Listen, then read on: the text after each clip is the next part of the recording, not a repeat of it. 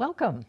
My name is Penelope Chatterton. Welcome to Awaken the Dream. My twin and I are a year older this month, so happy birthday to me and to Pamela, who came 15 minutes after I did, both of us presenting with feet first. So I applaud my mother for that energy. I applaud Tim Riley for directing the program, and he's been at it with me, 4 to 5 years, and we've really begun to nail it. It's wonderful.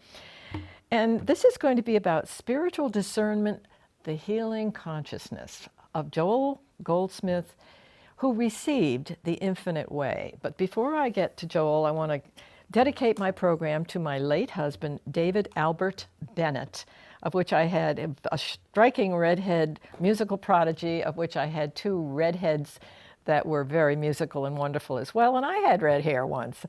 So anyway, David came into my life, and we lasted 5 years. I just had my second baby at 4 months and a year and 4 months when I lost him to an accident. And what happened, I have to share how grace works. I helped my twin sister out, who is a minister's wife, in her thrift shop on the Cape. Well, we're listening to this amazing piece of music, which I had heard before, but it just went into my heart, and I thought I was going to have to leave the room because I was so overwhelmed with the musicality, the phrasing, the expertise of that. And it brought back a time in my life with David before the kids, like 3 years, 4 years before the kids came, where we were in Boston. He was at New England Conservatory, organist, Old South. I studied at the conservatory. I was the workhorse for the family because it was my turn. And we just milked the Boston music scene. We were at the symphony, we were at organ recitals, we were everywhere there was the finest. And this particular piece just struck a chord with me to bring all of that up. Now, I haven't seen him in 53 years, so that's kind of interesting that it's time for that recall of that time in my life that was so precious, where the love was so deep, our love for each other, our love of music, our work together as musicians was phenomenal. So I thank David for being in my life. He's still in my life, always will be. And I'm grateful that my kids are turning out well, they're doing their thing, and I'm just very proud. I must also bring in the third child from another marriage because I never want to leave Alex out, because he also is a musician as well as a athletic director. So we're all grateful for all these kids and all their musical stuff. So thank you, David, and thank you, Joe. Now, spiritual discernment. We all have that deep within us. It's there, it's been planted, the Christ mind. I talk about this every single week when I talk about the infinite way, which again was channeled to Joel. He takes no credit for it, which we all have to understand. That is an example of how spirit works with our consciousness, because it's there, waiting for awareness, waiting for us to realize that we are instruments, we are receivers, and the only reason we're here is to raise consciousness in this particular plane. And of course, we all know this plane is very mesmerized, hypnotized with fear, good and evil, two powers, manipulation, greed. It's all here. We were born into that. So that's kind of a huge order for me to go from there to all the spiritual studies I have done, which have been numerous since I was a teenager and had that little out-of-body awareness of perfection, to come to this one, which fits me like a glove, and I just cannot imagine letting it go, because I can't. And that's another thing about your mission. When you absolutely know you're ordained, this is it, this is what I'm here to do, you're slow, you're steady, you never can let it go, because it was given to you, your soul, your heart just vibrates to what Joel received in this incarnation for him. So I'm committed, I will be committed forever, and grateful, because the infinite way is not metaphysics. The infinite way is mysticism. And we're coming off a time in our life where we were looking at, let's get disease cured and let's be healthy. Let's go from being poor to being rich.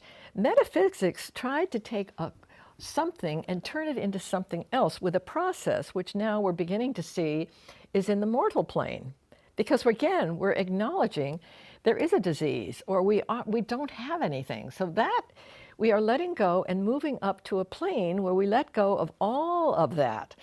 No more good and evil, no more disease, no more lack. And that demands a great deal of work and meditation from all of us because we're all ordained, every one of us. We all have a soul. This universe is whole, complete, perfect. Our families are perfect. Our jobs are perfect. Our kids are perfect. Everything is wrapped up in the perfection of the Christ. So on that note, we're going to move into why this is so hard. I guess I don't have to tell you that it's hard. And it's hard work, and Joel is the first to admit, because he was trying to find God. And his mom said, "Come on, Joel, that's what you're to do." And he said, "Yeah, but I'm not sure how to do it."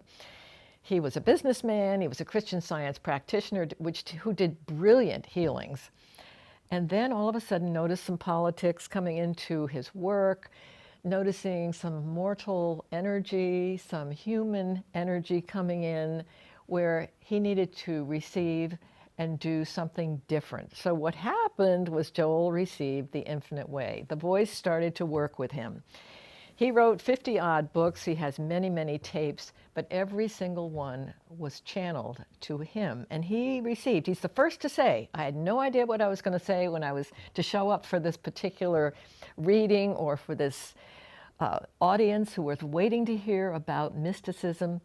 And even if I didn't know before I went on stage, I was inundated because that's what I was here to do. So he is an example of all of us having a mission, all of us listening. And as Joel will say over and over, none of this will happen if you do not meditate. You have got to be aware, morning, noon, and night, 24 hours a day. You have to tune in. We all have awareness. Our minds are channels for awareness of anything. So we have a mind that is aware, and if what we're aware of, is Joel's trying to tell us, is what we step into.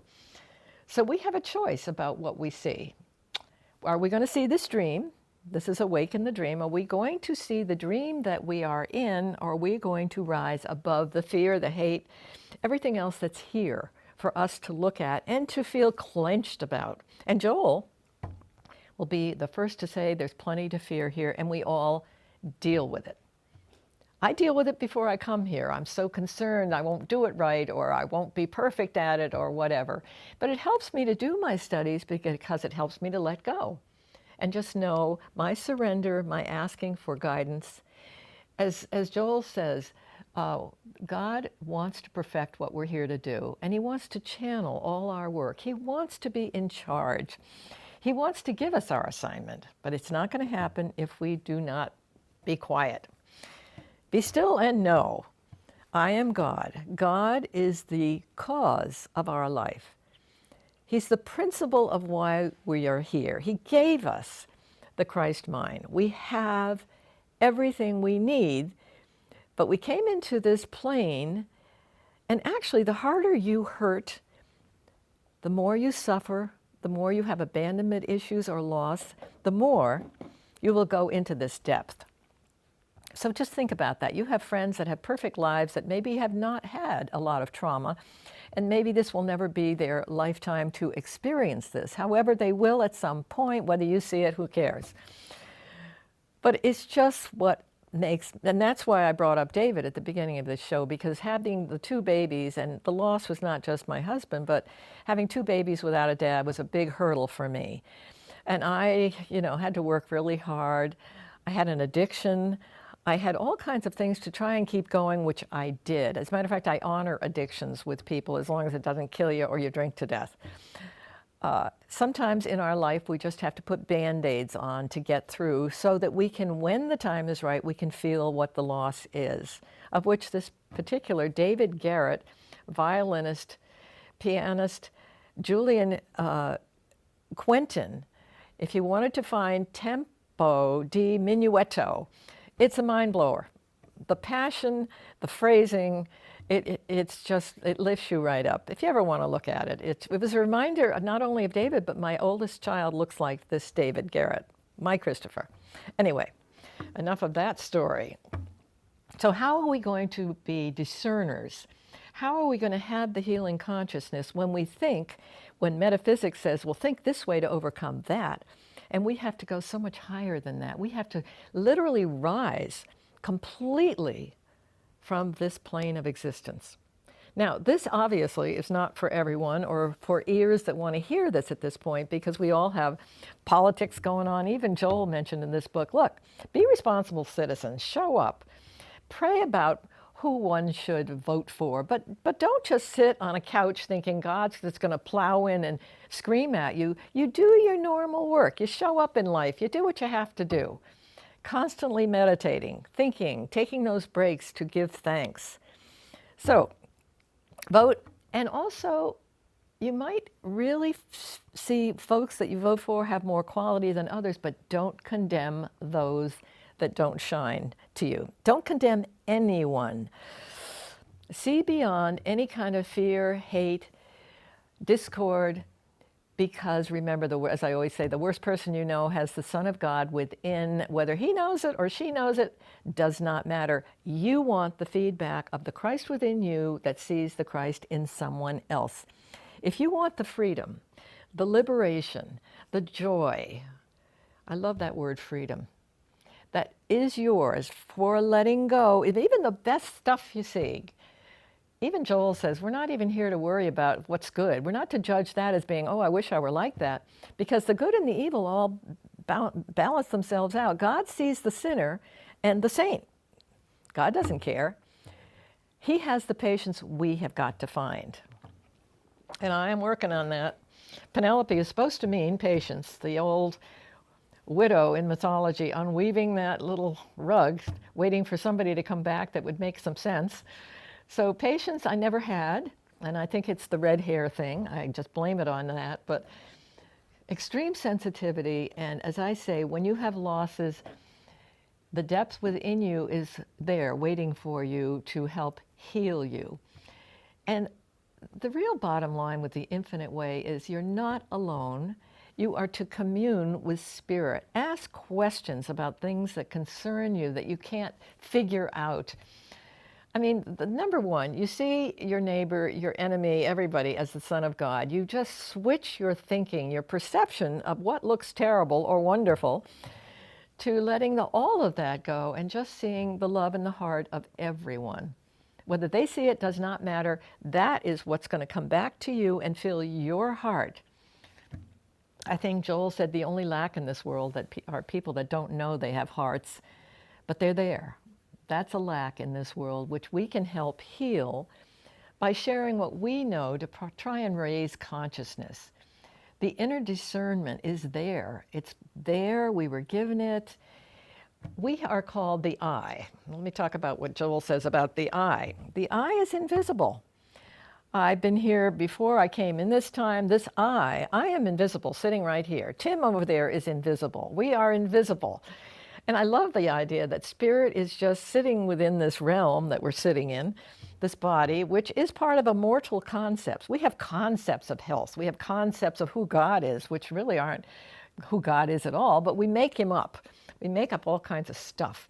But when you have grace, that cannot be described. Wisdom, you cannot define or explain to someone what it is. Healing, you can't explain. When something is healed because you did something right on your lifting your consciousness, there's no explanation. It's a mystery. It's grace. We all want the best good for us because, you know, they supply. They even says, Joel says, we all may want supply, but we don't deserve supply. What we deserve is where grace takes us, because grace gives us the supply, maybe far better than what we thought we needed. So yes, everything comes to us. We are protected. We are spoken to, but the trick, of course, is you have got to listen. So, listen we will, and be quiet. Never run out of the house in the morning without that quiet time. Have your coffee, doesn't matter. I put on this gorgeous old music, which just lifts me, just brings tears to my eyes because I love music so much, and it moves me. Yeah, it's a barometer for my life. And then think of all the wonderful either Bible passages or statements of truth that you love that raise you up. See God as the master controller of the entire perfect universe. Put your arms around the whole world. See everyone as perfection. Anything that worries you, let it go. You've got to nullify fear. You got to step up to the plate on that one, because I'm telling you, we all do fear. We have got to nullify it. We've got to let it go. Find the voice within you. Now, here's another thing that Joel talks about. As he said, don't use any cliches on me. Don't come up and tell me how to live my life or whatever, which we could all, kind of want to do. He just said, all I want is your grace. Yeah, we don't show up on anyone's doorstep that may be having a problem and say, look, you should really look at it this way. We are not judges of anything. If we're asked, that's another matter. But basically, we show up where someone else is. We can take them vitamins in the hospital, I think Joel says, food. We all have ways to serve. But basically, we don't try and tell anybody they should be where we are, because that's really just not going to work. First of all, no one's going to listen to you. And furthermore, it's not going to feel good inside you when you get the rejection or the I'll see you later. Your presence of grace, raising them wherever they are above the fray. And I mean above that. If you want a miracle, if you really want a miracle, you've got a lot of work to do as far as lifting over the metaphysical plane to the perfection plane. Yes, ask God to perfect whatever you're here to do and perform. That's what you really want to do as well, because He gave you talents. He not only gave you talents, but you are all at a different stage and state of your own awareness of who you are. I've been in and out of so many stages where I have dealt with enormous fear and loss, and I still deal with fear, but it keeps me on my toes. If I do the inner work, and every time you have a problem, that's a gift. You got to say, I don't have a problem. If you have it, find a way to surrender it. Go within, commune, as Joel says, commune with spirit. Get the right perspective on what you see as a problem, which can dissolve if you've got the courage, the energy, and the insight, and the spiritual discernment for healing within you. My friends, we all have it. I show up doing this because I am so hungry for what I am saying. I'm so hungry for that peace. We all have rocky lives. And we want that joy. We want the innocence. We want to feel someone is listening. But nobody's going to hear you if you do not ask, if you don't sit quietly for the still small voice. That's what we're here to do. And do you know what I discovered recently?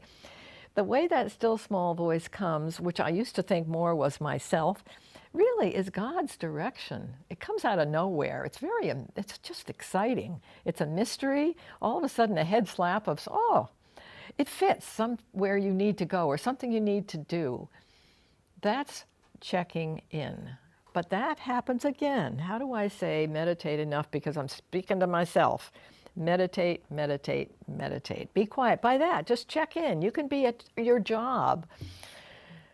Give thanks for spirit in your mind. Be private. And privacy is big with the infinite way. Privacy. Miracles happen in privacy. You are sitting with someone who's in a particular situation, and you can be there in the presence of where that person is, and privately and secretly be doing your homework within you, which will come into the existence of anyone around you. And people find you wherever you are. We don't have to go out and scream for, hey, you got to listen to this particular infinite way stuff. We don't do that. If people want you, they will find you. They'll read a book. They'll find you online. They'll just find you. So yes, patience, dedication, commune. I have to say a lot about commune today. We need to communicate within. So, my friends, God is your cause, the purpose of your life. He's given you an assignment. You could ask for that. I often say, what do you love to do? What have you always wanted to do? Even though you have to make a paycheck, blah, blah, blah. There might be something quietly you can be working on about your future, or about a way you can serve in a way that's invisible. Can't say enough for the fact that the I within us, which is the power, there's no power outside of the Christ within us. There's no power in fear. There's no power in any other dimension but perfection. It's not easy, friends, but the rewards of your work in and out every day as you perceive. Now, here's another thing. It's just coming to me now. When you perceive something and you can't figure it out, it's come into your awareness, all you have to do is say, okay, God, I have decided to become a vacuum here. I don't know what the heck this is. Would you mind giving me a hint? So, of course, what will sweep in is the correct vision. And then you're off the hook. And you can be grateful, saying, okay, that's what my awareness is for. If I see something I can't figure out, then don't try and figure it out. Become empty. Empty as a vacuum. And then you ask, because your buddy is within. Okay, you got a buddy. You're never alone. You know, sometimes people say, God, you got to have big families, you got to do this, you got to have kids, you got to do blah, blah, blah. You don't need to do any of that. We're in a very interesting age where you can even figure out your own sex if you want to think of something different. But the whole idea of never being alone is critical for all of us. You can be in that huge family. You can be alone. You can be anywhere, but you're never, ever, ever alone. You could even be in a situation where it didn't turn out quite that way, but you need to stick in it just because it's the right thing to do. But you then can call on the power within you to love anyway, to tolerate anyway, to forgive anyway. It's magical, my friends. More than magical, it's miraculous. Who of us do not want to walk on water? Well, when things happen to me, I have my friend Diane, who's always a riot, saying, Penelope, you do not walk on water yet, so stop fretting about your back or your feet. I was a toe dancer and a marathoner. Yes, my body has taken a beating. However, I'm also realizing if you're healthy and you're grateful for that, let all of that go as well. You know what? We're in a process. The I of you that's invisible was never born, and it's never going to die, and it's going to be doing things for this consciousness because the awareness is deep within you. And you know, we can run around in a coma of nothingness. If you're not aware of something, you're not aware of something, and you're kind of in this coma of nothingness. You almost don't exist. So what you're aware of is what you express. So if you want to be aware of something, then sink deep within and ask, what am I to be aware of? How can I give my love away? How can I give my talent away? Guide me. Perfect that which concerns me and perform that which you would have me do. There's magic in that. We live on a plane that's mortal, that's human, that's mesmerized, which is a term Joel uses a lot. We're hypnotized. He also says if you want to work in a group as an Infinite Way student, that's wonderful. If you don't, that's wonderful too. You don't have to be in a monastery or a synagogue or a church to be in touch with God. None of that matters. It's a private, secret world. And it's one that's the most active world you will ever touch and feel.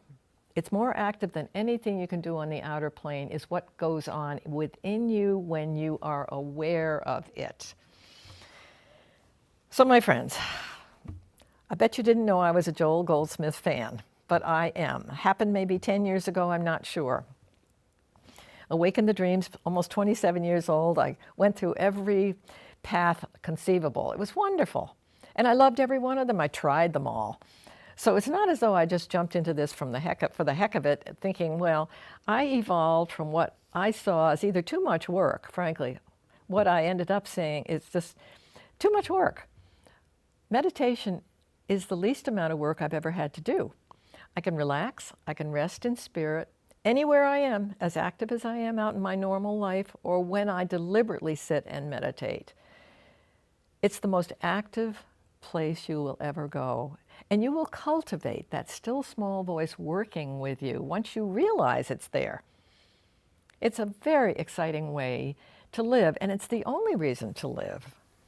And I have to sort of finish up here, but the only reason to live is to share.